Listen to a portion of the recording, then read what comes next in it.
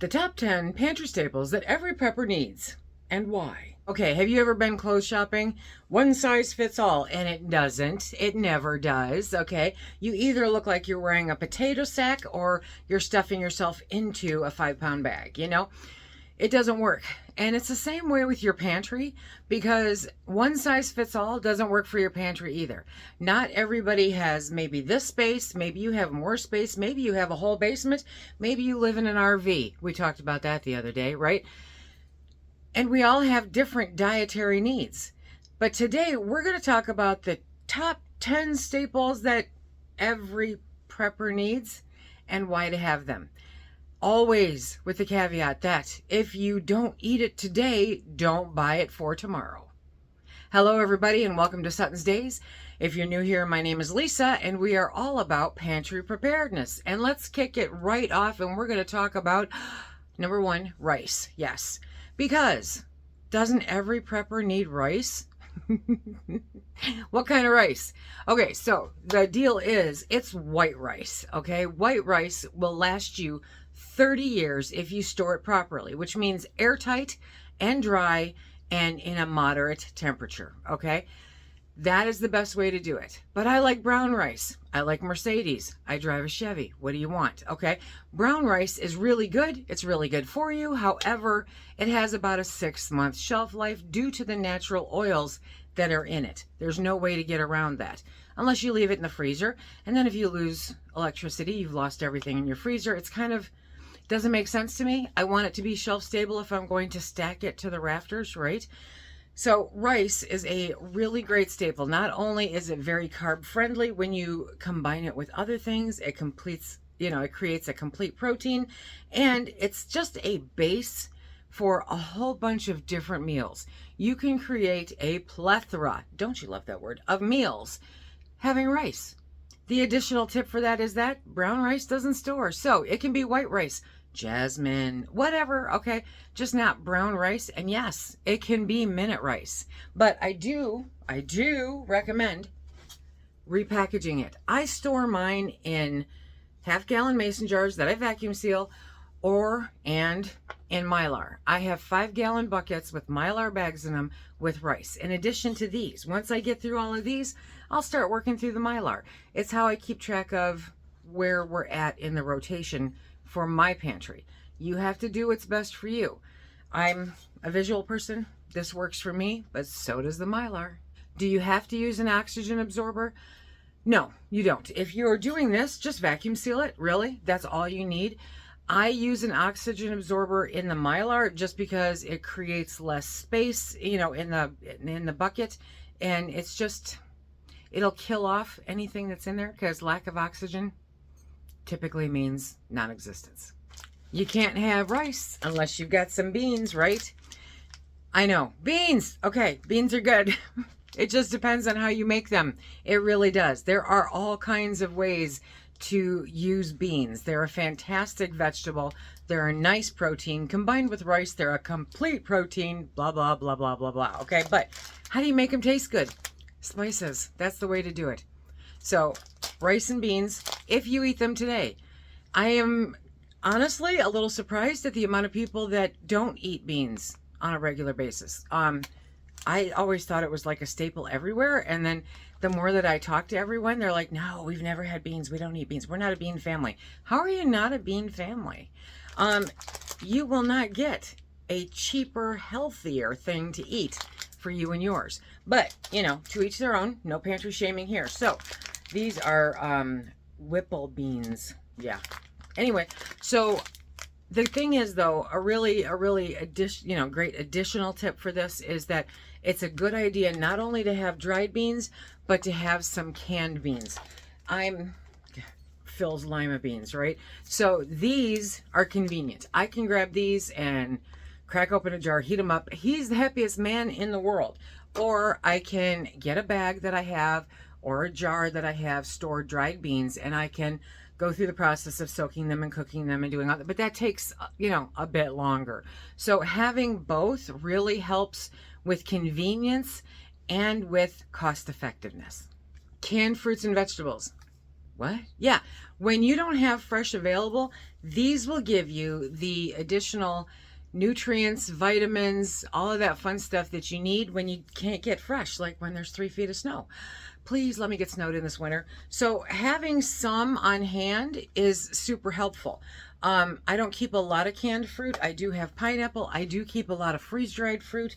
I don't keep a lot of canned vegetables, commercially canned vegetables. I don't can my own spinach because, my God, nobody's got that kind of time. But Phil loves his spinach. I like putting it with different things. But we have carrots and we have mushrooms and we have tomatoes. And then I've got the freeze-dried stuff too. So having extra fruits and vegetables on hand that are shelf-stable are a great way to supplement when you cannot get fresh. Kind of an additional tip in there is to look for the low sodium and low sugar ones, okay? I know we've got the whole non-GMO crew here, so, you know, watch your GMOs too if that's something you're particular for. But keep an eye on the low sodium and the low sugar because those are healthier for you than the other ones. Pasta sauces, yes. And it doesn't have to be homemade. It can be store-bought, absolutely, okay?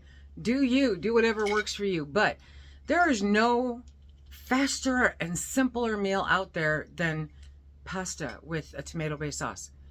Super fast. Throw meat in it, don't. Throw vegetables in it, don't. Just throw these two together, poof. It's a warm, comforting meal that makes everybody happy and fills bellies. The best part about pasta is it's lightweight. It doesn't weigh a whole bunch.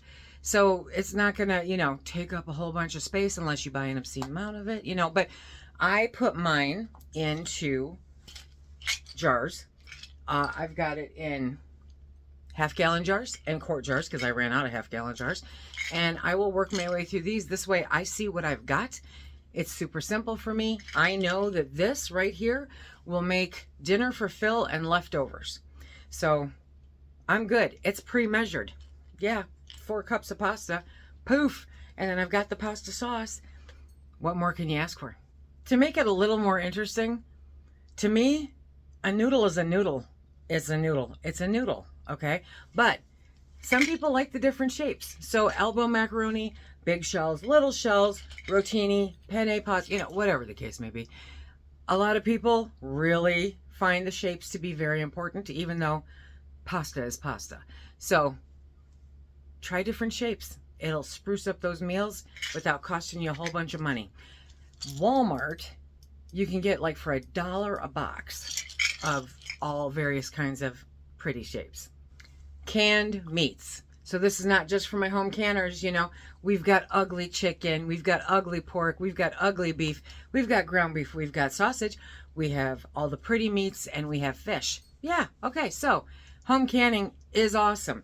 If you're not a home canner, these work just as well. They really do. They're not terribly expensive. They have an amazing shelf life. They last a really long time, and, you know, it's meat. They're versatile and they can be used with a bunch of different dishes, whether it's something as simple as a sandwich or a casserole or, you know, an open-faced tuna melt. Oh, that sounds good. Wow. One thing to think about when you are stocking up or building up your canned meats is diversify, okay? Have a variety there of different kinds of meats because you can legitimately make the same casserole 4 different ways depending on what kind of meat you have in there. A chicken pot pie casserole, a beef pot pie casserole, a pork pot pie casserole. I don't think I would put tuna. That would just be wrong. But you get the drift, okay? Having a variety helps break up the monotony. Number 6 is your cooking oils, okay? So, like I said, 10 things that every prepper should not be without is in their pantry, and one of them is some kind of cooking oil. Doesn't matter to me what kind you use. I prefer olive oil. Other people really like coconut oil. Other people really like lard. I have lard too. It's in my freezer, but if the power goes out, I have olive oil, you know, so it really depends on what you prefer to use.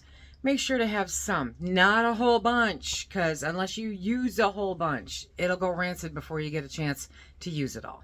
Number 7 is flour and baking essentials. Yes, it is. I just had an email today that said, should I stock up on wheat berries? I don't have a grinder yet.